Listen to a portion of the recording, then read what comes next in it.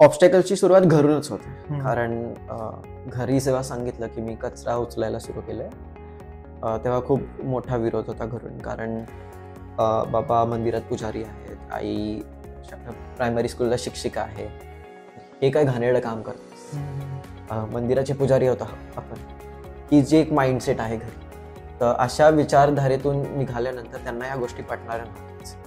आणि in general पण तुम्ही कॉलेजला आलेल्या मुलांच्या पालकांना जेव्हा कळालं की ते पण कचरा उचलतायत, तिकडूनही विरोध होता, कॉलेजकडून विरोध होता. तर सगळीकडून नकार होता की कचरा उचलून एखादा दिवस करा, हे काय रोज रोज कचरा उचलायचं काम सुरू. अजूनही म्हणतात कचरावाला, घरचेही म्हणतात कचरावाला. तर ही काही कमी पदवी नाही, कचरावाला आहे ना. तर मग मी ते एक प्राऊडली आम्ही वेअर करतो, टायटल असल्यासारखं त्याला घेऊन फिरतो. वी आर प्राऊड कचरावालाज इज व्हॉट वी से. भारतात जेवढं रेकग्निशन नाही भेटलं या कामाला तेवढं बाहेर जाऊन भेटलं. पण ठीक आहे, आपल्याकडे ती पद्धत आहे, बाहेरची गोष्ट फेमस होते ती आपण इकडे अनुकरण करतो. तर वाय नॉट. तिथे बघेल तिथे कचरा उचलायचे. त्याच्यामुळे घरी बोलतात ना, तुला काय गाडगे बाबा बनायचंय का? तर का नाही, शिवाजी महाराज दुसऱ्यांच्या घरात जन्माला आले पाहिजेत, ही जी संकल्पना आहे आपल्याकडे, लोकांची जी माइंडसेट आहे, तो बदलला पाहिजे. आय गेस कोणी सांगितलं म्हणून तर मी कधीच केलेलं. आज आपल्या फर्स्ट एपिसोडमध्ये पुणे ब्लॉगर्सचा फाउंडर विवेक गुरव आहे आपल्यासोबत. We heartily welcome you Vivek to our brand new podcast. आम्ही ह्या पॉडकास्टमध्ये डिफरंट टाइप्स ऑफ पीपलला इन्व्हाइट करणार आहोत. Entrepreneurs, social people who are in social service, politicians, असे वेगवेगळ्या लोकांना इन्व्हाइट करणार आहोत. तू ब्लॉगिंग करतो आहेस सध्या. यू हॅव स्टार्टेड लाईक 5-6 वर्षापूर्वी.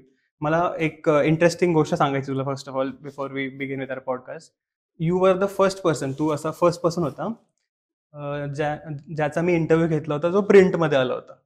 You were the first person like in 2021 आपण जेव्हा मी स्टार्ट केलं होतं. So it has been like 5-6 वर्ष ह्या. So that you were the first one ज्याचा इंटरव्ह्यू मी घेतला होता आणि प्रिंटमध्ये आलं होतं ते. आणि जेव्हा मी परत पुण्याचा हेड झालो इथे, तर अगेन आय टूक युअर इंटरव्ह्यू फर्स्ट आणि आपण ते परत प्रिंटमध्ये घेतलं होतं. So you have been lucky for me in a sense.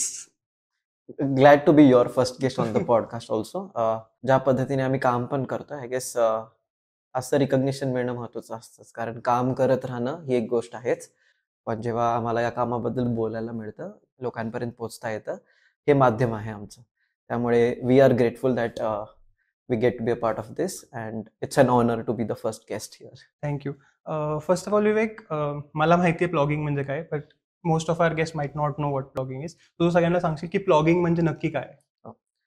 Plogging ही एक स्वीडनमधून आलेली संकल्पना आहे. स्वीडनमध्ये एरिक हेलस्ट्रॉम नावाचे जे व्यक्ती आहेत, त्यांनी प्लॉगिंगची सुरुवात केली. त्याचा अर्थ काय होतो, तर जॉगिंग करता करता प्लास्टिक उचलणारे जे लोक आहेत त्यांना ते प्लॉगर्स असतात. सो ते त्या ऍक्टिव्हिटीला ते प्लॉगिंग म्हणतात. स्वीडनमध्ये प्लॉगा नावानी ही कॉन्सेप्ट खूप फेमस झाली होती आणि त्यानंतर जगभरातून खूप चांगला प्रतिसाद भेटला. प्लॉगिंग ही ऍक्टिव्हिटी 2 गोष्टींना साध्य करते. एक तर तुम्ही पर्यावरणाची काळजी घेता कारण तुम्ही प्लास्टिक उचलताय, त्यासोबत पर्सनल फिटनेस, तुम्ही स्वतःच्या आरोग्याकडे पण लक्ष देताय कारण तुम्ही जॉगिंग करताय. त्यामुळे ही आयडिया खूप फास्ट ट्रेंडिंग झाली आणि जगभरात पसरली होती. पण 2013 पासून आपण पुण्यात हे करत होतो, पण त्याला नाव प्लॉगिंग असं दिलेलं नव्हतं. 2019 मध्ये प्राईम मिनिस्टर नरेंद्र मोदी त्यांना ही आयडिया अजून काही प्लॉगर्स कडून कळाली आणि त्यांनी ते आपल्या गव्हर्नमेंटच्या इनिशिएटिव्ह मध्ये सहभागी करून घेतली. फिट इंडिया मुव्हमेंट आणि स्वच्छ भारत अभियान या दोघांचा समागम प्लॉगिंग असा एक गव्हर्नमेंटचा उपक्रम सुरू झाला. त्याच वेळेस आपल्यालाही कळालं की प्लॉगिंग आपण पण केली, एवढ्या वर्षांपासून करतच आहोत, तर आपण ही नाव देऊयात आपल्या उपक्रमाला. आणि म्हणून मग पुणे प्लॉगर्सची आपण निर्मिती केली. तर 2019 पासून आपण प्लॉगिंग करतोय. सो जॉगिंग करत करत प्लास्टिक उचललंय, त्याला प्लॉगिंग म्हणतात. जे मला माहिती आहे की you are from Kolhapur originally, आणि तू मग पुण्यामध्ये कसं सुरू केलं? पण माझं बालपण जयसिंगपूर या शहरामध्ये गेलं. तर इट्स अ टाउन कोल्हापूर जिल्ह्यात. आणि आम्हाला जवळपास वारणा नदी, कृष्णा नदी आणि पंचगंगा नदी, तर तिकडे मी वाढलेलो आहे. घरचे शेती करतात, त्याच्यामुळे निसर्गाच्या जवळ राहून सगळं बघितलेलं आहे लहानपणापासून. पुण्याला शिकायला आलो 2013 साली इंजिनिअरिंगसाठी. MIT आळंदीला मी कम्प्युटर इंजिनिअरिंगसाठी आलो होतो. आणि मला अजून आठवत आहे, पुण्यात आल्यानंतर पुणे रेल्वे स्टेशनला उतरलो. कॉलेज बघायला जायचं होतं, पण काही लोकांनी सांगितलं की पुणे फिरून घे, शनिवार वाड्याला जा. तर तिकडे जाता जाता मग मुळा मोठा नदी दिसली आणि ते बघितल्यावर कळालं की ती नदी आहे. काही लोकांना विचारलं ही नदी आहे की ही गटार आहे, कारण वास येत होता. खूप लोक कचरा टाकत होते. एवढे ऑर्गनाइज पण नव्हतं ते त्यावेळेस. फर्स्ट टाइम तू पुण्यात आला होता? पहिल्यांदाच पुण्यात आलो. आलोय मी काही वेळेस पुण्यात, पण पहिल्यांदा असं एकटा फिरतोय, अच्छा. बघतोय. तर नदीशी पहिल्यांदाच संपर्क आला. तर कळालं की ती नदीच आहे, ती जी पुण्यातून वाहते. आणि मग लोकांकडून कळालं की ती इतकी प्रदूषित आहेच. मग आळंदीला गेलो, कॉलेज बघतोय. मग लोकांनी सांगितलं इथे इंद्रायणी नदी आहे. इंद्रायणी नदीची तीच अवस्था. पाणी खूप कमी आहे तिकडे आणि खाली गेलेलं होतं. आणि लोकांनी, जे वारीला आलेले लोक असतात, त्यांनी, वारकऱ्यांनी दान केलेले कपडे जे नदीत वाहिले जातात, ते असे अडकलेले पाण्यामध्ये. ही परिस्थिती बघून मग थोडंसं आय वॉज टेकन अबॅक. मला वाईट वाटलं, पण प्रश्न खूप होते. कारण पुणे सारख्या शहरामध्ये इतकं खूप ऐकलेलं होतं पुण्याबद्दल, like people come here for their dreams, शिकायला येतात वगैरे. पण मग एवढ्या डेव्हलप्ड शहरामध्ये नदीची अवस्था अशी आहे, ते बघून थोडंसं आश्चर्य वाटलं, वाईट पण वाटलं. आणि तिथूनच आय गेस ही जर्नी सुरू झालेली आहे, कारण खूप प्रश्न होते मला. पण तू म्हणाला की स्वीडनची कन्सेप्ट आहे ऍक्च्युली, पण तू स्वीडनच्या कन्सेप्टशी कसं कनेक्ट झाला? ती कन्सेप्ट कशी समजली आणि तिथून मग फर्स्ट स्टेप काय होती हे सुरू करायला नेमकं? जसं मी म्हटलं, पुण्यात आल्यानंतर जे प्रश्न होते, ते प्रश्न घेऊन मी वेगवेगळ्या लोकांकडे गेलो. कॉलेजमध्ये माझ्या प्रोफेसर सोबत बोललो की पुण्यात असं का लोक इकडे तिकडे कचरा करतात. आणि त्यावेळेस माहित नव्हतं प्रश्न कोणाला विचारायचे. तिथून सुरुवात होती, राईट. असं करत करत बऱ्याच गोष्टी समजू लागल्या की नगरपालिकेचा संपर्क असतो, तिकडे जाऊन बोलूयात. लोकांशी संपर्क साधला, लोकांना जवळ करून बघितलं की तुम्ही का कचरा टाकताय, असे प्रश्न विचारले. आणि हा रिसर्च चालूच होता. 2013 पासून काम सुरू होतं. स्वच्छता अभियान त्यामुळे सुरू केलं होतं. त्यामुळे इंद्रायणी नदी स्वच्छ करत करत आम्हाला वाटलं की हे चांगलं होऊ शकतं जर स्वतः या गोष्टीला आपण सॉल्व्ह करायला गेलो तर be a part of the solution, not the problem, असा माझ्या डोक्यात तेव्हा विचार होता.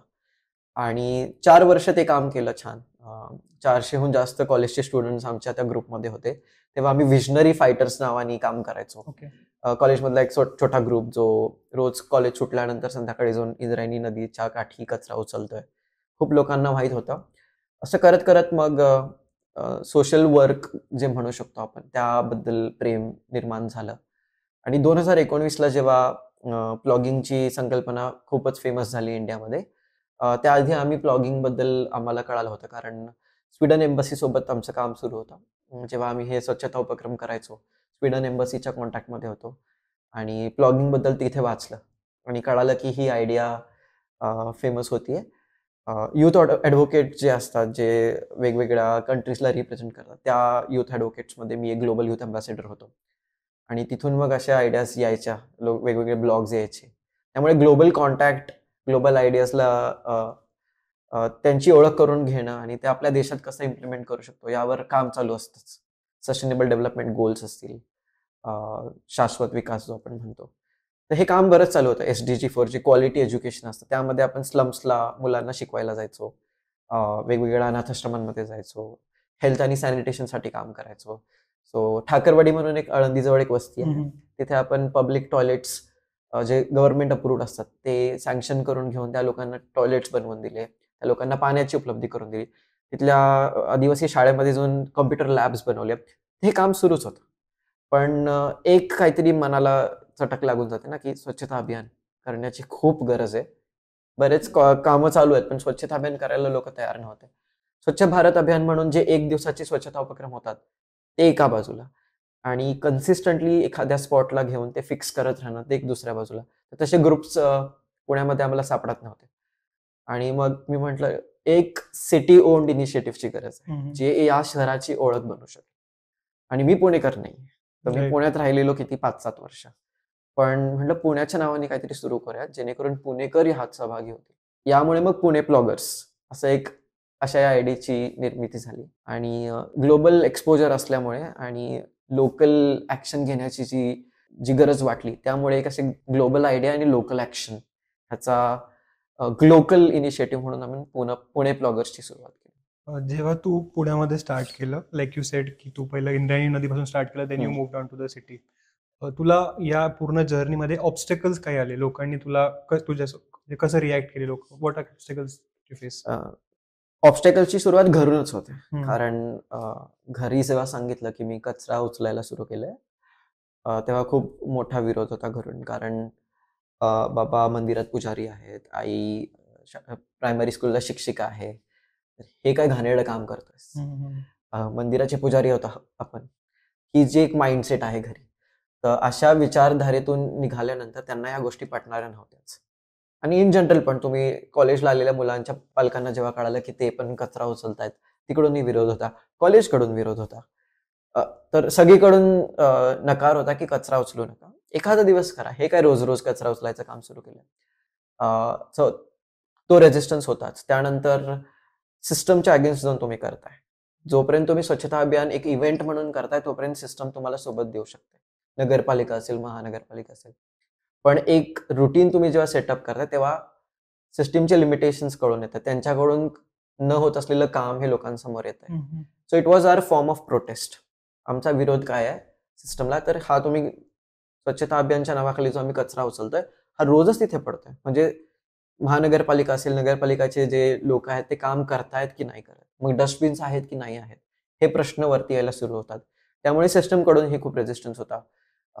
कचरा उचलल्यानंतर त्याची विल्हेवाट कशी लावायची हा प्रश्न होता. कोण घेऊन जाणार? मग रिसायकलिंगचं बघायचं आहे. त्यासोबतच कचरा इतका घाण आहे की तुम्ही तुमचा कम्फर्ट झोन सोडून तुम्ही एक सेफ लाईफ आहे, तुमच्याकडे जॉब आहे, तुम्ही चांगलं शिकताय, तुम्हाला घरच्यांनी सगळे रिसोर्सेस दिलेत, ते सोडून जेव्हा तुम्ही त्या घाणीत जाता, तेव्हा तुम्हाला रियालिटी कळते की काय प्रॉब्लेम्स आहेत. मग तिथे तुम्ही सगळ्या टाईपचा तुम्हाला कचरा दिसतो. सॅनिटरी पॅड्स पासून डायपर्स, अडल्ट डायपर्स, त्याच्यानंतर सिरिंजेस असतात, इंजेक्शन असतात, biomedical waste, biomedical waste, hazardous waste आणि कुजलेला कचरा. तिथे मग किडे, तिथे साप असतात, तिथे मच्छर असतात. So it's a health hazard. जे लोक काम करतात त्यांच्यासाठी तो त्रास आहेच. बरेच चॅलेंजेस आहेत आणि it's not an easy journey. 11-12 वर्ष झाले करतोय, पण अजूनही तेवढंच डिफिकल्ट वाटतं. कचरा गोळा करणं एक वेळेस सोपं आहे, पण पुढे जाऊन त्याची प्रोसेस, मग ती चेन कशी तुम्ही डेव्हलप केली? पहिल्यांदा समजायचं नाही काय करायचं. तर आम्ही कचरा उचलायचो, एखाद्या जवळच्या डस्टबिनमध्ये जाऊन परत तिथेच ठेवून द्यायचो आणि नंतर समजायचं की तोच कचरा परत येतोय. कारण जे लोक तो कचरा डिस्पोज करणार आहेत त्यांना माहित नाही पुढे त्याचं काय करायचं. पण एक गोष्ट चांगली झाली की भारतात स्वच्छ भारत अभियान सुरू झाल्यापासून वेस्ट लाईफ सायकल एक सेटल झाली आहे व्यवस्थित. ऍटलिस्ट कचरा लँडफिल्स पर्यंत पोहोचतोय. तर लँडफिल्सला काय होतं ह्याची आम्ही पाहणी केली आणि तिथे कळालं की तिथेही सेग्रिगेशन आहे, तिथेही वेस्ट टू एनर्जी प्लांट्स आहेत. सो आम्हाला कळालं की waste management life cycle is good. त्यामुळे आम्ही मग कचरा उचलून तो सेग्रिगेट करतो, त्यानंतर तो महानगरपालिकेला देतो, जो डिकम्पोजेबल आहे किंवा जो आम्ही रिसायकल करू नाही शकणार. असा कचरा सगळा लँडफिल्सला जातो. रिसायकलेबल आम्ही जे कबाडीवाले आहेत शहरामध्ये, भंगारवाले जी दुकान आहेत, त्यांच्यासोबत कॉन्टॅक्ट ठेवलेले आहेत, तर त्यांना फ्री ऑफ कॉस्ट देतो. त्यांना एक इन्कम जनरेशन, कारण ते पुढे त्याचं रिसायकलिंगसाठी सेल वगैरे करतात. आपण अपसायकलिंग करतो. सो आम्ही ग्लास बॉटल्स कलेक्ट करतो, त्याचं वेगवेगळ्या हँडीक्राफ्ट्समध्ये कन्व्हर्शन करून त्याचे वर्कशॉप्स असतात, त्यासाठी वापरतो. प्लांटर्स असतील, गिफ्ट आयटम्स असतील. सो आमच्याकडे प्लॉगिंगला जर कोणी गेस्ट आले असतील तर त्यांना आपण आमची अपसायकल केलेली बॉटल गिफ्ट करत असतो. अशा प्रकारे वेगवेगळ्या पद्धतीने कचऱ्याची विल्हेवाट लावायला आम्ही शिकलोय. पहिल्यांदा माहिती नव्हतं, पण आता एक त्याची जर्नी सेट झाली आहे. ऑब्स्टॅकल्सचं जर आपण पाहिलं तर तुला पीएमसी म्हणजे आपल्या सगळी लोकल बॉडीकडून काही प्रॉब्लेम्स फेस करावे लागलेत? जर्नी जेव्हा सुरू झाली होती, रिकग्निशन नव्हतं, आम्ही कोण आहोत याची माहिती त्यांना नव्हती. त्यामुळे इनिशियली तर प्रॉब्लेम होताच की कचरा कोणी कधी घेऊन जावं असं आम्हाला वाटायचं आणि तेव्हा सपोर्ट नव्हता. पण हळूहळू जसं नाव होऊ लागलं प्लॉगर्सचं, तेव्हा महानगरपालिकेकडूनच आम्हाला संपर्क करण्यात आला की तुमचं काम चांगलं आहे, आम्हाला तुमच्यासोबत काम करायचं. तिथून ती जर्नी इझी झाली. सपोर्ट असतो, पण शेवटी ती एक ब्युरोक्रॅटिक जर्नी आहे. तिकडेही खूप सारे डिपार्टमेंट्स असतात, लोकांचे परमिशन्स आणि अप्रुव्हल्स. ते सगळं सोडून पण जे लोक कचरा उचलायला गाडी घेऊन येतात ते कर्मचारी आहेत. तर त्यांनाही त्रास असतो, बराच काम लागतं त्यांनाही. त्यामुळे त्यांच्याकडून खूप रेजिस्टन्स होता.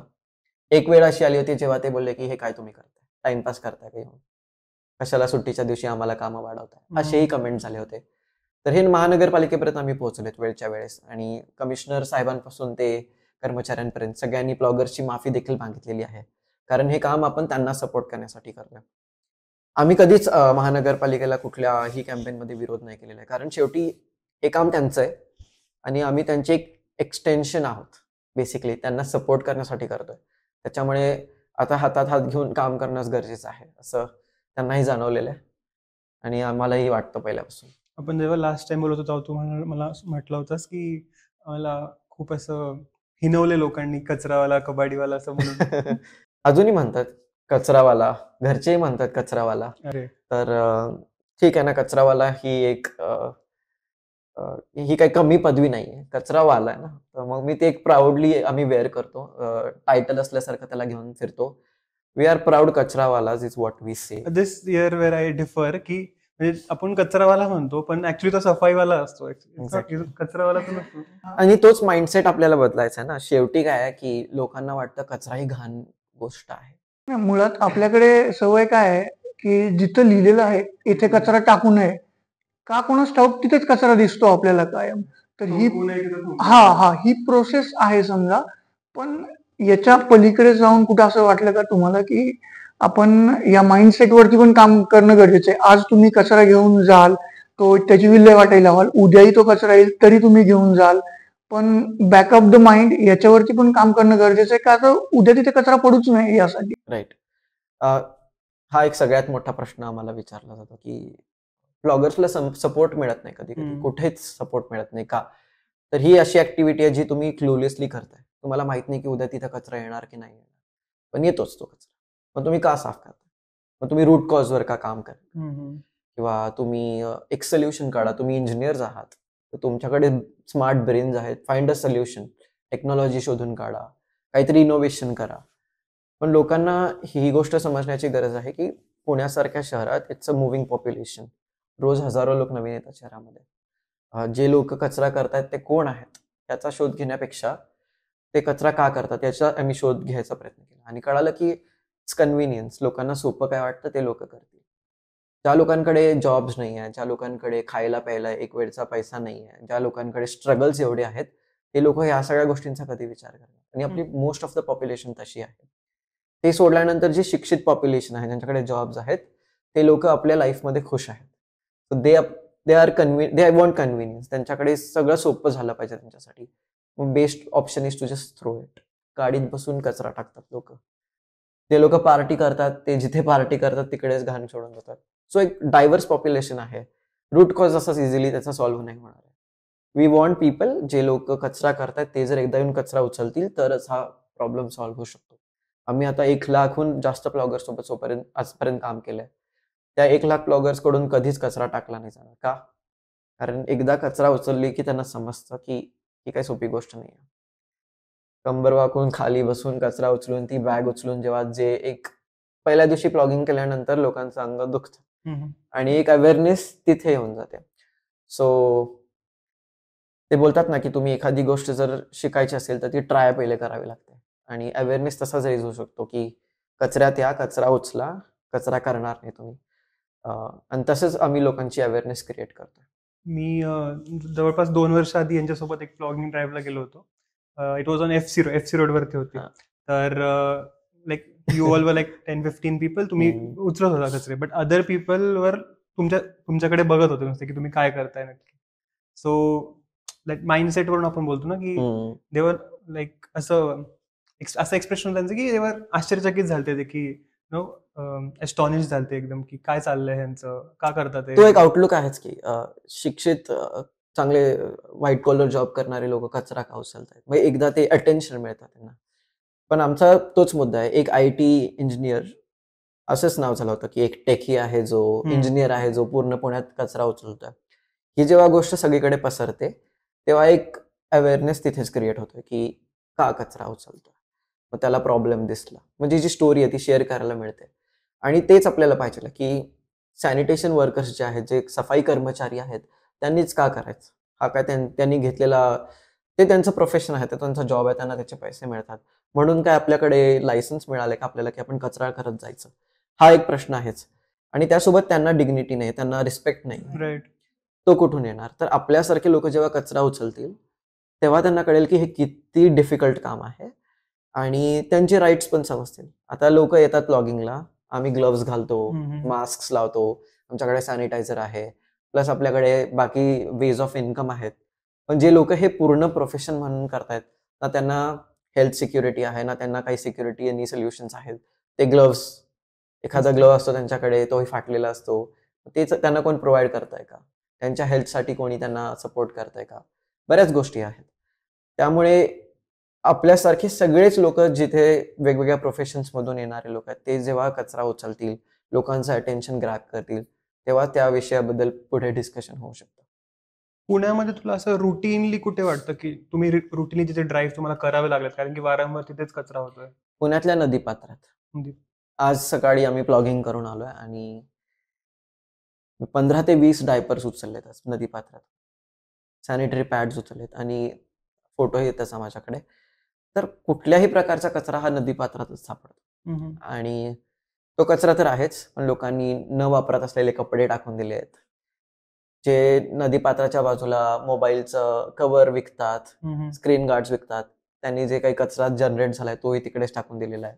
प्लास्टिकच्या बॉटल्स, विसर्जनची मिरवणूक आहे, तो सगळा जो कचरा आहे तोही नदीपात्रात.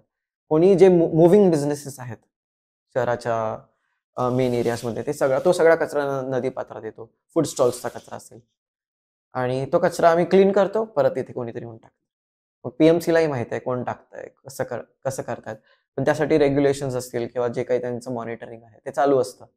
तरी लोक लूप होल्स शोधून रात्रीच्या वेळेस हळूच येऊन कचरा टाकून जातात.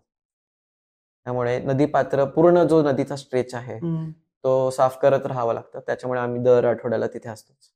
कचऱ्यासोबत आपल्याकडं एक डम्पिंग ग्राउंडचा पण मोठा प्रॉब्लेम जाणवतो आणि त्याबद्दल शक्यतो बऱ्याचदा लोक बोलताना अवॉइडच करतात. का तर इव्हन ज्या परिसरात डम्पिंग ग्राउंड आहे तिथले स्थानिक नागरिक पण म्हणतात हे इथनं पहिलं हलवा, कारण इतका लोकांना कधी कधी त्याचा त्रास होतो. पण ते किती गरजेचं आहे आणि त्यासाठी एक चेन सेट होणं पण गरजेचं आहे. तुमच्या बाबतीत असं कधी झालं का? तुम्ही गेले समजा डम्पिंग ग्राउंडला, तुम्हाला तिथे कचरा टाकता नाही आला, मग परत तो घेऊन जावा लागला, किंवा त्याची तात्पुरती सोय करण्यासाठी घराच्या आसपास किंवा ओळखीच्या कोणाकडे तरी असं काहीतरी ठेवलं, असे अनुभव आले कधी?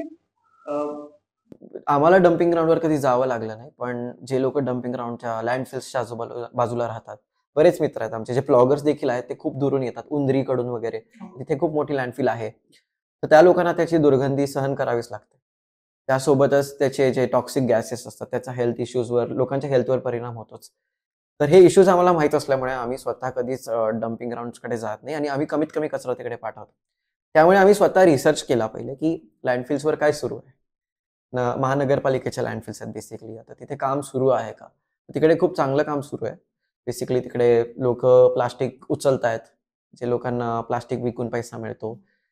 तिकडे वेस्ट टू एनर्जी प्लांट्स आहेत, ते काम सुरू आहेच. पण त्यासाठीच बघ आम्ही घरोघरी लोकांमध्ये कसं अवेअरनेस करता येईल, कंपोस्टची निर्मिती असेल वेट वेस्ट पासून, किंवा प्लास्टिक सेग्रिगेट करून ते प्रॉपर रिसायकलिंगला पाठवणं, पुठ्ठा असेल, ग्लास बॉटल्स असतील, ह्या सगळ्याची विल्हेवाट जर तुम्ही सोर्सवरच लावली, कचरा कमीत कमी निर्माण केला, तरच त्या लँडफिलचा प्रॉब्लेम सॉल्व्ह होऊ शकतो. आणि मोठमोठ्या शहरांमध्ये हा प्रॉब्लेम आहेच. पुण्यातही तो वाढू लागेल जर लोकांनी सेग्रिगेशन नाही केलं तर. त्यामुळे वेस्ट सेग्रिगेशन ॲट सोर्स, जे घरोघरी कचऱ्याचं वर्गीकरण केलं जातं, त्यावर आमचा भर आहे. सगळे ब्लॉगर्स कुठेही जाऊ देत, ते आपलं वेस्ट सेग्रिगेट करतात, लोकांना सोसायटीजमध्ये अवेअरनेस क्रिएट करतात. तो that is the way forward. लोकांनी घरचा वेट वेस्ट घरीच कंपोस्ट केला पाहिजे. आणि दुर्गंधी वेट वेस्टमुळेच येते. आणि ती वेस्ट, तो जो कचरा आहे तो प्लास्टिक बॅग्समध्ये रॅप करून टाकल्यामुळे येतो. तर त्याचा प्रॉब्लेम सॉल्व्ह करायचा असेल तर घरोघरीच त्याची अवेअरनेस.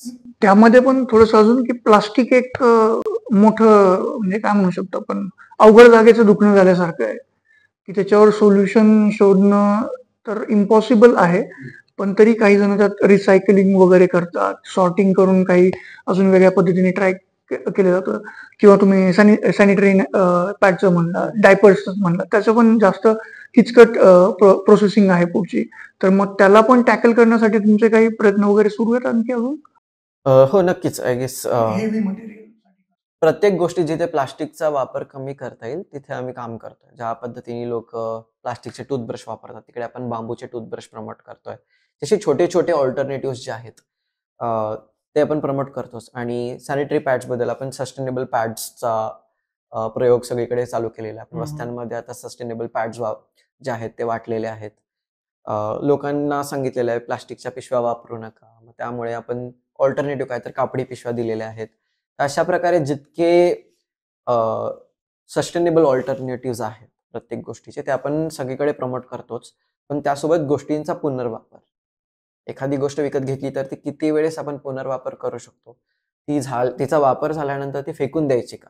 तर त्याचं राईट सोर्स, राईट चॅनल काय आहे त्याला डिस्पोज करण्याचं, ह्याच्यावरती काम चालू आहे सगळीकडे. आणि एकच संस्था नाही, पुण्यातल्या जेवढ्या संस्था या क्षेत्रात काम करतात सगळ्यांच्या टचमध्ये आपण आहोत, जिकडे त्याचे सोल्युशन्स अवेलेबल आहेत. तर त्यामुळे पुणे प्लॉगर्स एक असा प्लॅटफॉर्म आहे, अशी ओपन कम्युनिटी आहे जिकडे तुम्हाला प्रत्येक गोष्टीचं सोल्युशन मिळेल. लोक येतात आणि फक्त कचरा उचलतात असं होत नाही. प्रत्येक गोष्टीसाठी त्यांच्याकडे सोल्युशन्स त्यांना जे आपल्या आयुष्यात आणायचे आहेत, घरोघरी ते काही ऑल्टरनेटिव्ह यूज करू शकतात. या सगळ्याचं आपल्याकडे नॉलेज आणि रिसोर्सेस अवेलेबल आहे. पुणे व्यतिरिक्त अजून कुठे कुठे काम करताय तुम्ही आणि कशी तुमची सिस्टीम कशी आहे नेमकी? जेव्हा मी पुणे प्लॉगर्सची सुरुवात केली तेव्हा फक्त पुण्यात आपण करण्याचं ठरवलं होतं. पण पुणे मॉडेल सगळीकडे फेमस झालं, कारण वेगवेगळ्या वर्तमानपत्रांमध्ये आणि न्यूज चॅनल्सवरती आपण आलो. त्यानंतर आपण पुणे प्लॉगर्सची जी ब्लू प्रिंट आहे ती सगळीकडे पाठवली, ज्या ज्या शहरांमध्ये लोकांनी इंटरेस्ट दाखवला.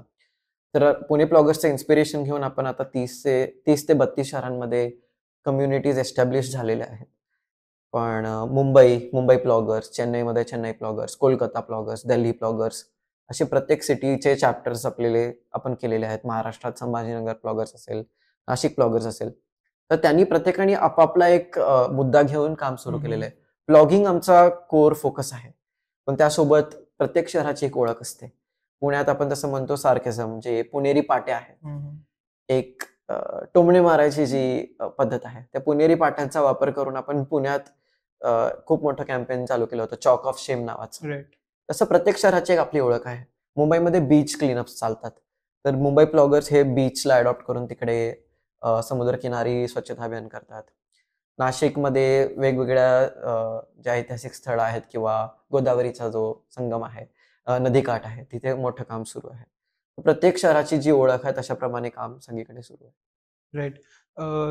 तू पुण्याबद्दल खूप बोलला, पण आता तू पुण्यात राहत नाहीस. हो. You live in London actually. So जेव्हा युकेच्या प्राईम मिनिस्टरला ऋषी सुनकच्या गव्हर्नमेंटच्या अंडर तुला एक अवॉर्ड पण मिळाला, त्याच्याबद्दल सांगा. तर ही प्लॉगिंगची जी चळवळ आपण उभी केली, जगातली सगळ्यात मोठी कम्युनिटी आहे सध्या आपली प्लॉगर्सची, आणि जगात सगळीकडे आपली ओळख आहे. कारण आपण जे हे काम होतं, जे पुण्यात सुरू झालं, जे पूर्ण भारतभर पसरवलं, ते काम आपण लंडनला पण घेऊन गेलो. प्लॉगिंगच्या कामामुळे मला युनिव्हर्सिटी ऑफ ब्रिस्टलकडून शिकण्यासाठी ऑफर आली होती. तर एन्व्हायरमेंटल पॉलिसी अँड मॅनेजमेंट या विषयात मी मास्टर्स केलं तिकडे, आणि फुल स्कॉलरशिप मिळाली, त्यांचा सपोर्ट मिळाला. पण मग आपल्याला माहीतच आहे की कुठेही जाऊ आपल्याला कचरा तर दिसतोच. लोकांना वाटायचं की युरोपियन कंट्रीज स्वच्छ असतात, पण इंग्लंडला गेल्या गेल्या पहिला जो प्रॉब्लेम दिसला तो म्हणजे तिकडचा कचरा. तुला याच्याबद्दल आय थिंक मला ट्रोल केलं होतं कुठेतरी सोशल मीडियावरती, पोस्ट केली की पीपल वर सेइंग की युके मध्ये जाऊन का कचरा उचलतो, तिथे तर कचराच नसतो. गेल्या गेल्या माझी इच्छा नव्हती तिथला कचरा बघून तिथला कचरा उचलायला सुरू करेल, पण एक दिवस गप्प बसलो, 2 दिवस गप्प बसलो, पण जिकडे जाईल तिकडे प्लास्टिकच्या बॉटल्स, कॅन्स, ग्लासच्या बॉटल्स ह्या टाकलेल्याच होत्या. फरक एवढाच आहे की आपल्याकडे जो कचरा दिसतो तो सॉफ्ट प्लास्टिक जास्त सापडतं, तिकडचा कचरा महाग कचरा म्हणतो मी तिकडे, क्वालिटी प्लास्टिक, ग्लास बॉटल्स जे पार्टीज करून लोकांनी फेकलेलं असतो. लोकांनी थांबवलं मला, घरच्यांचा परत फोन आला की आता तिकडे तरी नको करूस. आणि मुळात असं आहे की तू इंग्लंडला कचरा उचलू नकोस, त्या लोकांनी आपल्यावर राज्य केलं, तू त्यांची परत गुलामी करतोयस. तर तेच करतोय ना, लोकांना असं वाटलं की आपण एवढे वर्ष त्यांची गुलामी केली, तिथे जाऊन तू परत त्यांचा कचरा उचलतोयस. पण इट्स नॉट अबाउट दॅट. ती विचारसरणी, ती विचारधारा घेऊन तिकडे गेलोच नाहीये. भारत एक ग्लोबलाइज्ड माइंडसेटचा देश आहे, आपण सगळ्यांचा विचार करून जगणारे लोक आहेत, राईट. तर केलं आपण आपलं काम सुरू. मी तिकडे जाऊन 30 दिवसाचं चॅलेंज घेतलं. युनिव्हर्सिटीचा अभ्यास सुरू होता, पण म्हटलं काहीतरी करायलाच पाहिजे, घरातून बाहेर पडलाच पाहिजे. 30 दिवस वेगवेगळ्या भागांमध्ये ब्रिस्टल शहरामध्ये कचरा उचलला.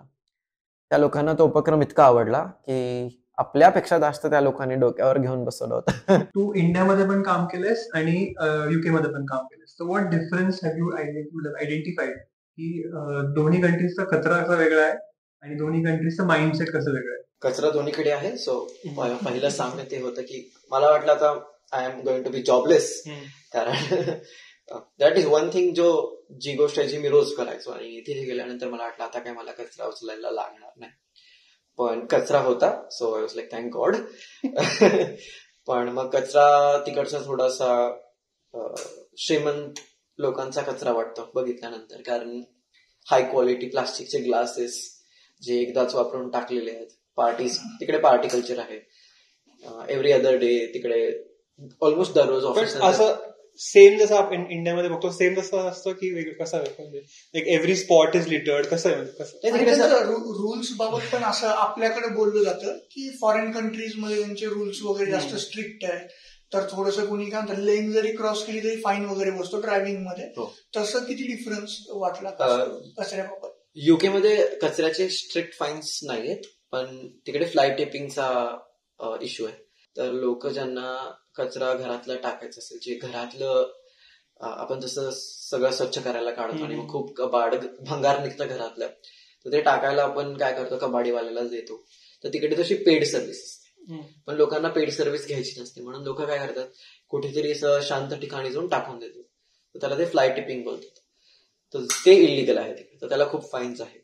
पण ते सोडून जर रस्त्यावरचा वगैरे कचरा असेल, तिकडे साफ करायला इन्फ्रास्ट्रक्चर आहे, गाड्या येतात, ऑटोमेटेड व्हेकल्स आहेत, लोक येऊन उचलतात.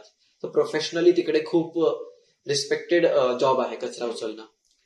पण तरीही खूप असे लोक आहेत जे कचरा टाकतात, डस्टबिन्स ओव्हरफ्लो होत असतात. खूप सिंगल यूज कल्चर आहे तिकडे. आपल्याकडे तितकं नाही. आपल्याकडे तरी लोक एक पाण्याची प्लास्टिकची बॉटल सुद्धा 10 वेळा वापरतील स्वतःची भरून भरून. तर तो पुनर्वापर, रियूजचं जे कल्चर आपल्याकडे आहे ते तिथे नाहीये, आणि त्यामुळे आय गेस तिकडे खूप कचरा होतो. जर तुम्ही विकेंड्सला बघाल, लोक Friday night is the worst, कारण फ्रायडेला लोक पार्टीज करतात आणि पार्टीनंतर पूर्ण गावभर कचरा असतो तिकडे, आणि त्यांना माहिती आहे कोणीतरी उचलेल. तिकडे आम्ही टॅक्स पे करतो आणि गव्हर्नमेंट आमचा कचरा उचलते, ही बिलीफ आहे, जशी आपल्याकडेही आहे. पण तो कचरा चांगल्या क्वालिटीचा आहे. आपल्याकडे कसं कचरा कुसतो, खूप दिवस उचलला जात नाही, तिथे फूड वेस्ट असतं. तो प्रकार तिथे दिसत नाही, कारण तिथे फूड वेस्ट कलेक्शन एका दिवशी होतं. घरोघरी कचरा गाडी येऊन उचलते, त्याचे वेगवेगळे बिन्स असतात. तुम्ही प्रत्येक घराच्या बाहेर तुम्हाला 7 ते 8 बिन्स दिसतील. ते कशासाठी? सेग्रिगेशनसाठी. प्रत्येक कॅटेगरीची वेगळी बिन मिळते, वेगवेगळ्या दिवशी वेगवेगळ्या प्रकारचा कचरा गोळा केला जातो.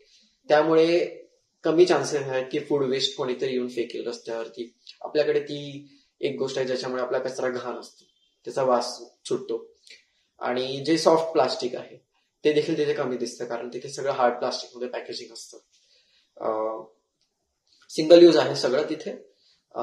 दारूच्या बॉटल्स, दारूचे ग्लासेस, कोल्ड ड्रिंकचे कॅन्स हेच सापडतात, आणि सिगरेटचे तुकडे, जे सिगरेट बट्स असतात ते तिकडे खूप स्मोकिंग केली जाते, त्याच्यामुळे ते. पण मेजर डिफरन्स जर बघितलं तर बायोमेडिकल वेस्ट नाही नसेल तिकडे? नाही, तिथे या सगळ्या गोष्टी थोड्या केअरफुली केल्या जातात. बायोमेडिकल वेस्ट असेल, हे सगळं चांगलं डिस्पोज केलं जातं. आणि डम्पिंग साइट्स नाही आहेत तिकडे. आपण जे इकडे बघतो ना, नदी पात्रात इररिस्पॉन्सिबली खूप सारा कचरा टाकला जातो, ते तिथं दिसत नाही.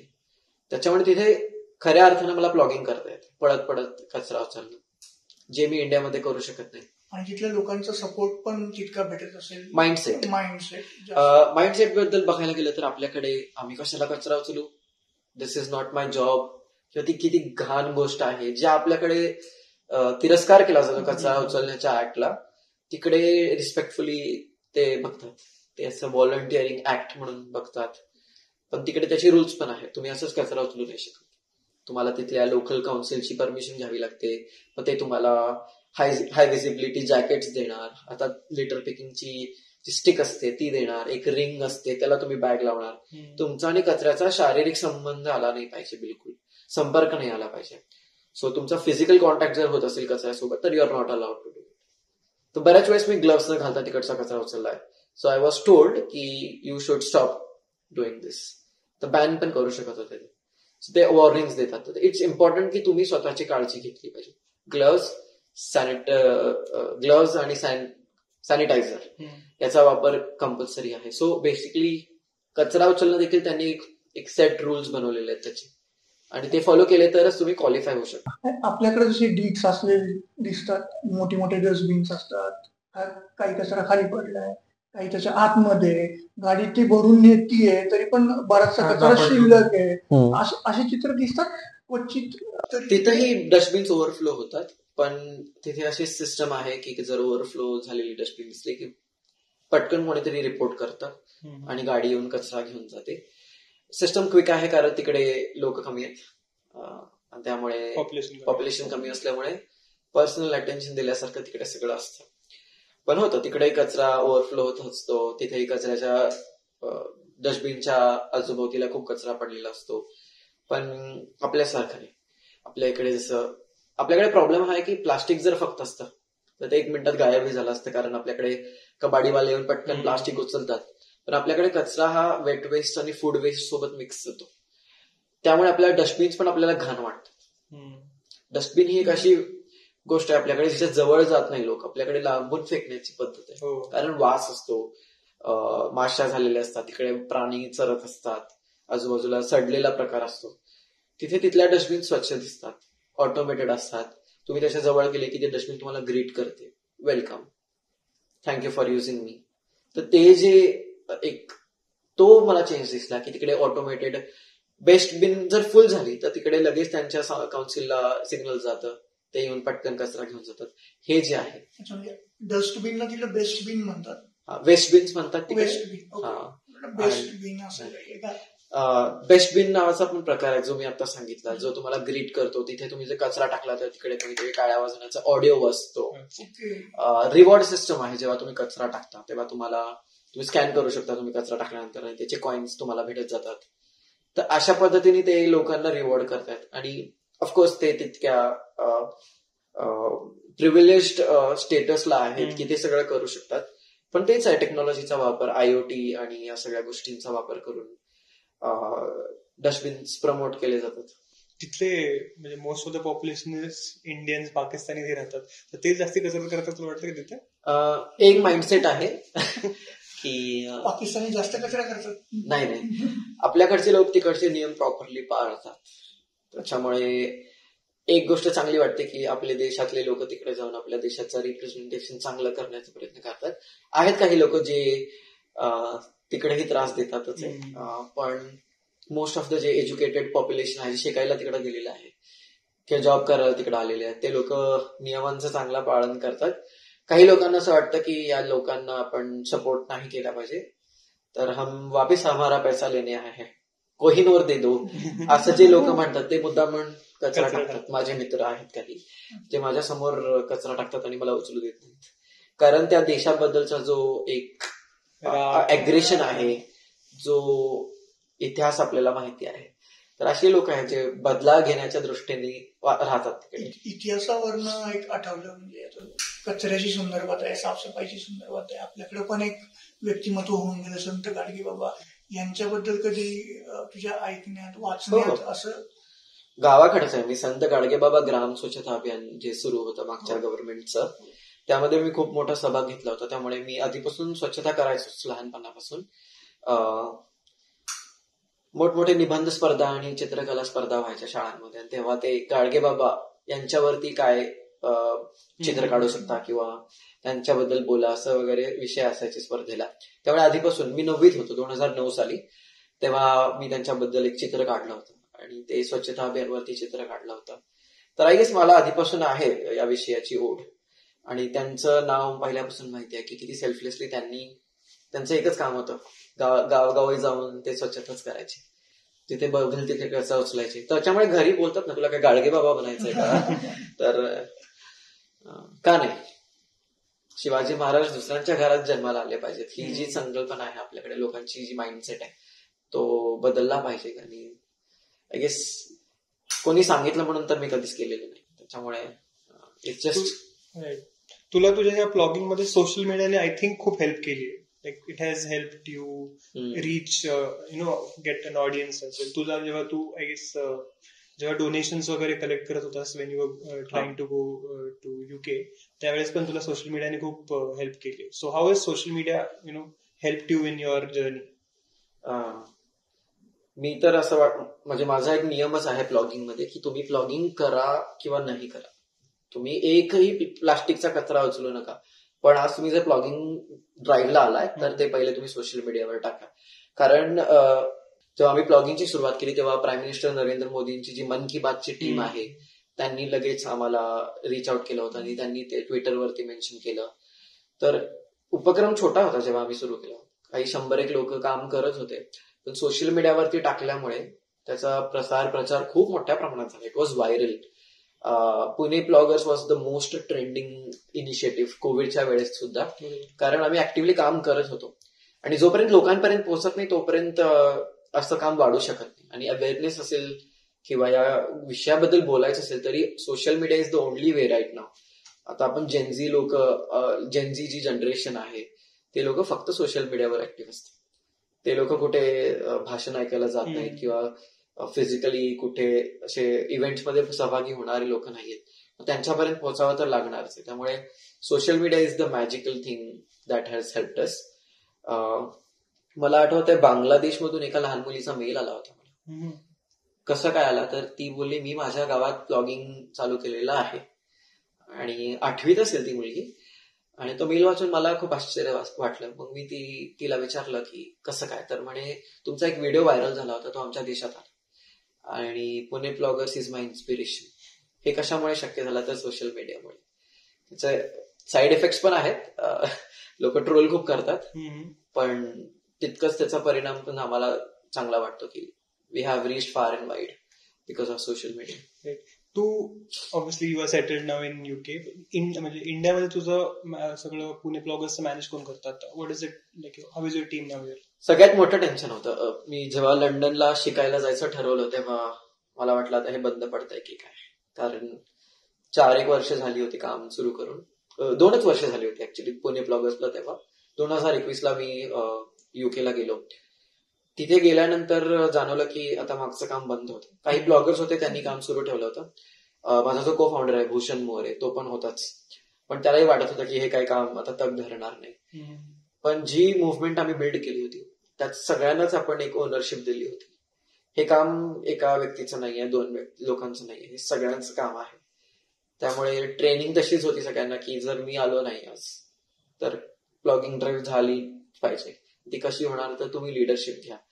तर आपण एक सेट रुटीन ठेवलेलं होतं, त्याच्यामुळे काम सुरू राहिलं आणि आता 6-1 वर्ष होतील यावर्षी काम सुरूच आहे. वेगवेगळे लोक लिडरशिप घेतात. आपले कम्युनिटी मॅनेजर्स आहेत जे हे काम सुरू ठेवतात आणि प्रत्येकाने या इनिशिएटिव्हला एक आपलं करून ठेवलेलं आहे. त्याच्यामुळे काही सांगावं पण लागत नाही. आता शनिवारी रविवारी कुठे चाललोय तर ब्लॉगिंगला चाललोय, हे लोकांचं रुटीन बनलेलं आहे आणि इट्स गोइंग ऑटोनॉमस म्हणतो आम्ही याला.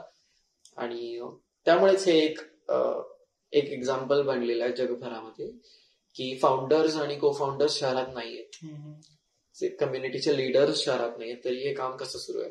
आणि आम्ही एक रजिस्टर्ड NGO पण नाहीये ज्याला एक स्ट्रक्चर असेल. तर ही एक कम्युनिटी आहे of the people, by the people, for the people. कोणीही यात सहभागी व्हा, कीप वर्किंग. जे लोक खूप वर्षांपासून येतात त्यांना माहित आहे काय करायचं, त्याच्यामुळे दे स्टेप अप आणि इट्स गोइंग ऑन. फ्युचर काय आता तुला काय वाटतं की what is the future for Pune bloggers and what is the future for you? Pune bloggers आपण आता रजिस्टर करतोय आणि त्याचं नाव आपण प्लॉगिंग प्लस फाउंडेशन असं ठेवतोय. प्लॉगिंग प्लस का, तर प्लॉगिंग करूनच ही गोष्ट थांबू शकत नाही. अवेअरनेस जसं आपण बोललो आणि त्यासोबतच सेन्सिटायझेशन इन स्कूल्स, तर क्लायमेट की बात, कारण आपण हे सगळं का करतो तर शेवटी वातावरण बदलचा जो प्रॉब्लेम आहे, क्लायमेट चेंज जो आपण म्हणतो, त्यावर काम करणं गरजेचं आणि याबद्दल अवेअरनेस आपल्या देशात खूप कमी आहे. त्यामुळे आपण क्लायमेट की बातचे सेशन्स करतोय स्कूल्स सोबत, वेगवेगळ्या शाळांकडून आपल्याला इन्व्हिटेशन येतं, त्याबद्दल आपण बोलतोय. आणि ही एक जर्नी आहे. त्याच्यामुळे लास्ट इयरच आपण मागच्याच वर्षी आपण प्लॉग यात्रा नावाने एक उपक्रम सुरू केला. तर प्लॉग यात्रेचा संकल्प जो आहे तो जगभरात वेगवेगळ्या गावांमध्ये, शहरांमध्ये जाऊन प्लॉगिंगची आयडिया पसरवणं, पण त्यासोबतच तिथल्या ज्या कम्युनिटीजचं जे काम आहे जे आपल्याला या पूर्ण क्लायमेट चेंजच्या प्रॉब्लेममध्ये हेल्प करू शकतात. ते सोल्युशन्स घेऊन आपण जगभरात पसरवतोय. मग त्यामध्ये सगळे विषय आले. क्लायमेट चेंज जर आपण बोलू तर त्यामध्ये इन्क्लुजनचा विषय येतो. कारण इन्क्लुजन म्हणजे जे लोक स्पेशल एबल्ड आहेत, पुराच्या वेळेस त्या लोकांना कोणी मदत करायला नसतं, इन्क्लुजनचा विषय आहे. LGBTQI+ कम्युनिटीज आहेत, जे लोक मोस्ट वल्नरेबल कम्युनिटीज आहेत, ज्यांना खूप त्रास होऊ शकतो या गोष्टीचा. कारण गव्हर्नमेंटनी राईट्स बनवून ठेवलेत, पण ते या लोकांसाठी नाही. मग जर उद्या कोणाचं घर पडलं, कोण पुरात वाहून चाललंय, अशा वेळेस या लोकांना रिप्रेझेंट करण्यासाठी इन्क्लुजन वरती काम करणं गरजेचं आहे. So giving the voice to the people who need representation. त्यासोबत एज्युकेशन आहेच, अवेअरनेस आहेच, टेक्निकल सोल्युशन्स. क्लायमेट चेंज साठी आपल्याला कार्बन इमिशन वरती काम करायचंय. ते कमी कसं करायचं, कार्बन कॅप्चर टेक्नॉलॉजी काय आहे. So your larger goal is climate change. कारण सध्या that is the only thing that is going to affect us all. आता आपण बघतोय आपल्या देशात काय चाललंय. पंजाबमध्ये पूर आलेला आहे, काश्मीरमध्ये पूर आलेला आहे. मध्ये आपण हिमाचलमध्ये बघितलं ज्याप्रमाणे अतिवृष्टी झाली आणि देयर वॉज अ लँडस्लाइड, आणि मग जो पूर आला, क्लाउड बर्स्ट जे म्हणतो, त्या सगळ्या गोष्टी, सगळे कॅटॅस्ट्रॉफिक इव्हेंट्स आहेत. हे कशामुळे होत आहेत तर क्लायमेट चेंजमुळे जे टिपिंग पॉइंट्स आहेत आपण म्हणतो, ते आपण एक एक करून गाठतोय. आणि प्रत्येक टिपिंग पॉइंटला मोठमोठे असे एक्स्ट्रीम इव्हेंट्स होणार, ज्याने आपल्या सगळ्यांनाच त्रास होणार. आणि मी आलोय कोल्हापूर, आणि आमच्या गावाकडे दरवर्षी महापूर येतो. 2005चा पूर बघितलेला आहे. माझे वडील स्वतः त्या पुरात अडकलेले होते. त्यामुळे I know the problem from very close. जेव्हा अशा प्रॉब्लेम्समुळे शेती आमची पाण्यात वाहून जाते, दरवर्षी आपण बघतो, आम्ही पीक करतो, पीक वाहून जातं, पीक करतो, पीक वाहून जातं. त्यामुळे कितीतरी शेतकरी कर्जबाजारी झालेत. So climate change is affecting us in all possible aspects. त्याच्यामुळे सोशिओ इकॉनॉमिक कंडिशन आपली खराब होते. आणि मिडल क्लास आणि लोअर मिडल क्लास आणि मग इकॉनॉमिकली जे चॅलेंज लोक आहेत त्यांच्यासाठी कोण काम करणार. त्यामुळे climate change is the first thing that we should recognise. आणि मग रेझिलियन्स बिल्डिंग जे म्हणतो, ते लोकांना तयार करणं. आता माझ्या घरच्यांना माहिती आहे कुठलं पीक केलं पाहिजे जे वाहून जाणार नाही, किंवा त्या जमिनीवर करणं गरजेचं आहे का. पावसाळ्याच्या आधी जर पीकच नाही केलं तर माहिती आहे शेतकऱ्यांना आता काय करायचं. त्यासाठी अवेअरनेस, त्यांच्यासोबत काम करणं, तर या गोष्टींवर आम्ही आता काम सुरू केलेलं आहे. त्यामुळेच मी युकेला गेलो शिकायला की क्लायमेट चेंज आहे काय प्रकार आणि काय केलं पाहिजे. माझा रिसर्च पेपर देखील पुण्याबद्दल होता, जो डिझर्टेशन आपण म्हणतो. तर what was it? On Pune river front development. अच्छा. तो केला पाहिजे का? Is it economically good for the city or is it environmentally good for the city? त्याचं socio economic aspect. What do you think? Because ते बघ, आता पुणे रिव्हर फ्रंट डेव्हलपमेंट तू बघितलं तर अर्ध काम, बहुतेक काम झालेलं आहे, व्हेरी लिटल इज रिमेनिंग. आणि पण त्याच्यामध्ये ऑल्सो की खूप ऑपोजिशन्स आहेत. म्हणजे there are people who are completely against it, which people I know as well, and there are people who are completely supporting it. की साबरमती बघा, साबरमतीमध्ये खूप छान रिव्हरफ्रंट झालाय, people are enjoying over there. But like तुझं काय म्हणणं आहे त्याच्यावर? तर लंडनचा रिव्हरफ्रंट बघूनच आपल्याकडे काम सुरू आहे. जे ब्रिजेस होत आहेत, जो काही पूर्ण रिव्हरफ्रंटचा प्रकल्प आहे, किंवा साबरमतीचे म्हणतो आपण, तो देखील लंडनच्या रिव्हरफ्रंटला बघून केलेला आहे. पण त्यांची जी जिओग्राफिकल कंडिशन आहे, त्यांची जी जिओलॉजी आहे ती वेगळी आहे. तिथल्या एन्व्हायरमेंटल वेदर कंडिशन्स खूप वेगळे आहेत. तिकडे नेहमी पाऊस पडतो. आपल्याकडे प्रकार वेगळे. आपल्याकडे प्लुव्हियल फ्लडिंग होते, म्हणजे नद्यांचा पूर येतो आपल्याकडे पावसाळ्यात. फ्लॅश फ्लड्स असतात, कारण आपल्याकडे खूप जोरात पाऊस पडतो आणि पाणी व्हायला जागा नसते. त्यामुळे आपल्याकडे इकॉलॉजिकल कंडिशन्स बघून हे काम होणं गरजेचं होतं. त्यामुळे आपल्या सर्व पर्यावरण प्रेमी संस्था ज्या आहेत त्यांनी खूप विरोध केला याला. आम्ही देखील खूप विरोध केला. खूप सजेशन्स पाठवले महानगरपालिकेला, आणि कन्सल्टेशन झाले नव्हते. जे कन्सल्टेशन झाले ते खूप क्लोज रूम झाले. त्यामुळे पर्यावरण वादी जे लोक आहेत त्यांनी केलेले सोल्युशन्स त्यात इन्क्लुडेड नव्हते. पण शहराचा विकास हा फक्त पर्यावरणाकडे फोकस करून नाही होऊ शकत. ही देखील एक गोष्ट आपण रिकग्नाइज केली पाहिजे. त्यामुळे इकॉनॉमिकली अँड एन्व्हायरमेंटली बॅलन्स्ड असा एक सोल्युशनची गरज होती, जी की सध्या होत नाहीये. त्यामुळे अजूनही आपण याला विरोध करतोय. जी वृक्षतोड झाली ती करणे गरजेची होती का? जेवढे वृक्ष तोड झाली तेवढेच वृक्ष रिप्लांट करू म्हटलं, त्याचं रिप्लांटेशन होतंय का? या गोष्टींवर आता आम्ही लक्ष देतोय. कारण रिव्हर फ्रंट ऑलमोस्ट बनत आलेलं आहे. काम ऑलरेडी त्यांनी चालू केलं होतं. फ्लड लाईन्स ज्या आहेत त्यात बांधकाम झालेलं आहे. जे मेट्रोचे पूल बांधले गेले, ज्याचे पिलर्स आहेत, त्यामुळे किती बॅकवॉटर फ्लडिंग होऊ शकतं याचा विचार कोणीच केलेला नव्हता. त्यामुळे या गोष्टींचा विरोध करणं गरजेचं होतं. पण आता एक स्टेप पुढे गेलेला आहे हा प्रकल्प. त्यामुळे आता सध्या आम्ही लोकांना अवेअर करतोय की यामुळे पूर येणार आहे जेव्हा जेव्हा मोठा पाऊस होणार आहे. आणि आताही यावर्षी बघितलं आपण, पाणी नदी पात्राबाहेर वाहतच होतं. तर हे सगळं होणार, तर त्यासाठी आता लोकांची तयारी पाहिजे, नदीकाठच्या लोकांची. आणि जेंट्रिफिकेशन आहे बेसिकली नदीकाठचं. सध्या बघितलं तर मुळा मोठा नदीपात्र हे अजूनही पुण्याची ओळख आहे. पण तिथे आता जर तुम्ही वर्ल्ड क्लास रिव्हरफ्रंट बनवला तर तसंही तिथलं पॉप्युलेशन चेंज होणार, तिथे येणारे बिझनेसेस. सो माझा तो प्रकल्प होता की how is this change going to affect Punekars. पुण्याची आयडेंटिटी जर चेंज होणार असेल तर मग त्या रिव्हरफ्रंटला आणून काय फायदा. वर्ल्ड क्लास बनवू आपण, पण पुण्याचं जे पुणेकरांची जी ओळख आहे ती जर पुसली गेली तर that will become a problem. आणि once your city loses its identity, your city loses everything. त्यामुळे Pune riverfront should stay where it is right now. आणि नदीचं पाणी स्वच्छ करणं. तुम्ही किती ऍडव्हान्स्ड प्रकल्प करा, साबरमतीचं पाणी इतकं घाण आहे, मी स्वतः जाऊन बघितलंय.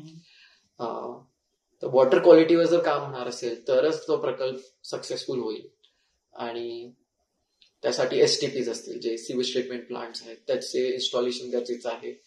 पण एवढे सिवेज ट्रीटमेंट प्लांट्स बनवणं शक्यच नाही पुण्यात.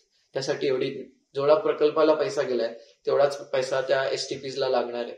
एवढे नाले नदीत सध्या ओपनली वाहत आहेत, तर ते नाले बंद करण्यासाठी एसटीपीज लागतील.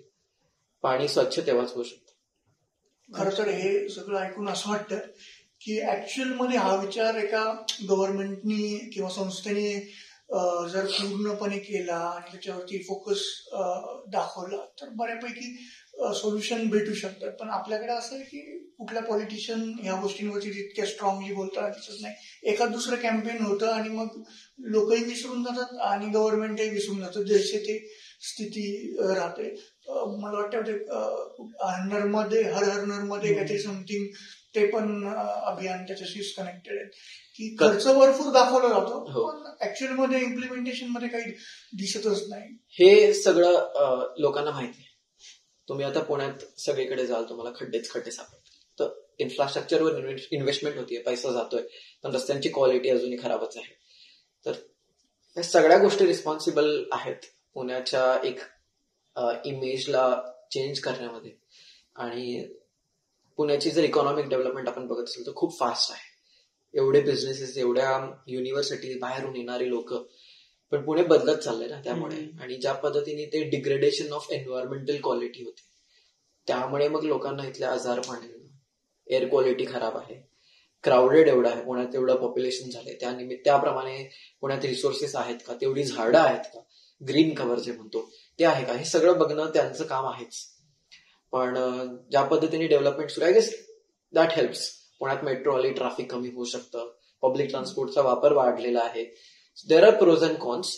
गव्हर्नमेंटकडे व्हिजन आहे ऑफकोर्स, ज्या गोष्टी ते करतायत they are always in the right direction.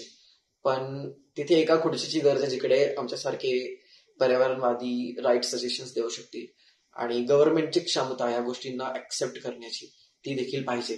कन्सल्टेशन्स होत आहेत, पब्लिक प्रेशरमुळे देखील बऱ्याच गोष्टी आता ऐकल्या जातात. त्यामुळे मध्येच काम बंद झालं होतं, इव्हन रिव्हरफ्रंटचं असेल किंवा पावना साईडचं, इव्हन ती टेकडी जे आता तळजाईला आणि अराईला बांधकाम आणि तिथून रस्ता जाणार होता, लोकांनी ते वेताळ टेकडीला, तिथे लोकांनी प्रोटेस्ट करून ते काम थांबवलं. बरेच पॉलिटिशियन्स देखील या कामात इन्व्हॉल्ड आहेत, असं नाही की नाही आहेत. फक्त एक पब्लिक जे परसेप्शन आहे या कामांबद्दल ते बदलणं गरजेचं आहे. बऱ्याच लोकांना हे माहिती देखील नसतं. त्यांना वाटतं वर्ल्ड क्लास इन्फ्रास्ट्रक्चर आलं म्हणजे झालं. त्याचा साईड इफेक्ट त्या लोकांवरच होणार आहे.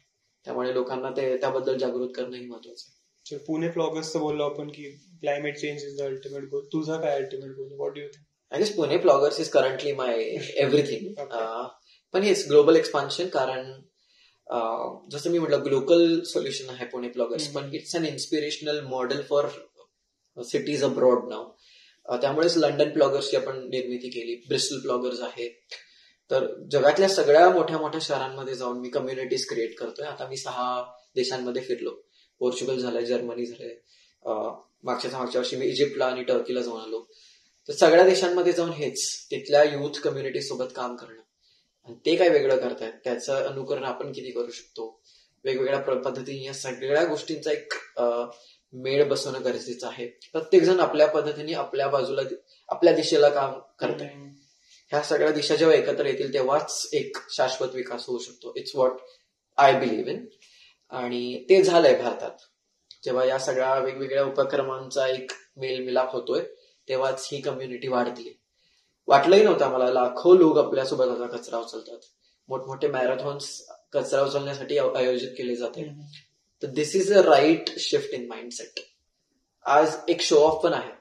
जर कोणी पुण्यात शिकायला आलं, त्यांनी जर ब्लॉगिंग नाही केली तर त्यांचं अकॅडमिक करिअर इनकम्प्लीट वाटतं त्यांना. का? कारण it became a statement also की आय एम अ ब्लॉगर. खूप सारे आपले जे status they want to put it on social media. कचरा उचलून सोशल मीडियावर टाकणं देखील एक आता सिम्बॉल बनलंय. तर that is what we wanted to create ना, की एक mindset where even this feels like a good quality to have. आणि आता येतात आपल्याकडे. इव्हन आपण आता करिक्युलमचा पार्ट आहे. बऱ्याच स्कूल्समध्ये पुणे ब्लॉगर्स बद्दल बोललं जातं, आपली स्टोरी सांगितली जाते. तर शाळेतल्या अभ्यासक्रमात पोहोचणं it's in itself is a change. कॉलेजेसमध्ये क्रेडिट्स आपण आणलेत. जसं MIT आहे, तिथे MIT वर्ल्ड पीस युनिव्हर्सिटीला क्रेडिट्स आहेत. ब्लॉगिंग केल्यानंतर त्यांना मिळतात. तर ते क्रेडिट्स कंपल्सरी केलेले आहेत. त्याच्यामुळे युनिव्हर्सिटी दर महिन्यात एक ब्लॉगिंग ड्राईव्ह आपल्यासाठी सोबत करते. काय कन्सेप्ट आहे नेमकी क्रेडिट्सची? तुम्ही अकॅडमिक क्रेडिट्स, जसं आपल्याला मार्क्स असायचे, आता क्रेडिट बेस्ड सिस्टम आहे. तर तुम्हाला ते क्रेडिट्स मार्क्स म्हणून घ्यावे लागतात. तुम्ही जर ते क्रेडिट्स नाही कमावले तर यू विल फेल बेसिकली. तुम्हाला तुमची इंजिनिअरिंग, तुमचे कोर्सेस तुम्हाला क्वालिफाय नाही करणार बेसिकली. तर हा प्रकार आहे. त्याच्यामुळे प्रत्येक युनिव्हर्सिटी आपल्याकडे येऊन आपल्यासोबत कोलॅबोरेशन करते. त्याच्यामुळे असं एक तो चेंज दिसतोय आणि गावागावातून संपर्क येतोय आपल्याला. आता आपण जगातली सगळ्यात पहिली महिलांनी ऑर्गनाईज केलेली ब्लॉगिंग ड्राईव्ह केली, जी आपण भोरमध्ये केली. तिथे रिचरखाचा जो एक प्लांट आहे, त्या प्लांटच्या लेडीजना घेऊन आणि भोर ग्रामपंचायतच्या एरियातून 50 गावातल्या बायका साड्या घालून गावातला कचरा उचलतायत. हे एक दृश्य बघण्यासारखं होतं. कारण तेव्हा एरिक आला होता स्वीडनवरून. एरिकला घेऊन आपण भोरला जाऊन महिलांनी राबवलेली पहिली ब्लॉगिंग मुव्हमेंट होती ती. हा बदलच आपल्याला बघायचा होता. लोक कचरा उचलतायत आणि त्यांना समजतंय की ते टाकलंच नाही पाहिजे मुळात. आणि त्यासोबत मग एक सोशल अवेअरनेस येऊन जातो लोकांसोबत, कसं वागायचं, मेंटल हेल्थ इश्यूज. एकदा एक सुरुवात झाली ना की लोकांना कळू लागतं की समाजात उभारून काम करणं महत्वाचं आहे. त्याशिवाय समाजाचा आपण भाग बनू शकत नाही. Selfishness is going and selflessness is introduced in a way. त्यामुळे इट्स फन. मजा येते. लोकांना भारी वाटतं. मी आज कचरा उचलून आलोय, मी फोटो टाकणार. तिथून सुरुवात होते आणि मी तर आता रोजच कचरा उचलतो, इथंपर्यंत पोहोचतो. त्याच्यामुळे that's the change we are looking for. Thank you Vivek for giving us time. टू ऑल द वे लंडनहून आलास त्यासाठी. Thank you very much. All the best for your future endeavours. जे तू सगळं विजन आहे तुझं, you may accomplish everything. All the best for that. Thank you very much. Thank you so much for having me. आणि कचऱ्याबद्दल बोलायला मी तर कुठेही जाऊ शकतो. त्यामुळेच मी आय गेस इंडियाला तर येतच असतो दरवर्षी. तिकडेच राहणार आहे मी, पण जगभरात सगळीकडे पसरून प्लॅन सेटल UK मध्ये. सेटल तर तिकडे होईल, पण पहिले मी प्रॉमिस केलं होतं मी इंडियाला परत येईल माझं मास्टर्स झाल्यानंतर. पण तेव्हा तिथे जेव्हा सपोर्ट भेटला, तिथे जे काही रिकॉग्निशन भेटला, मला वाटतं की तिथे बेस लोकेशन करून युरोपला तिकडे पूर्ण ऍक्सेस आहे आणि माझं इंडियाला येणं जाणं इंग्लंड वरून सोपं आहे. त्याच्यामुळे आपल्याला जर पुणे ब्लॉगर्सचं मॉडेल ग्लोबल मॉडेल करायचं असेल तर आय गेस आता सध्या तरी तिथे राहणं मला योग्य वाटते. पण आपलं काम तर वाढतंय भारतात पण आणि जगभरात. त्यामुळे may be sometime soon will come back. Thank you.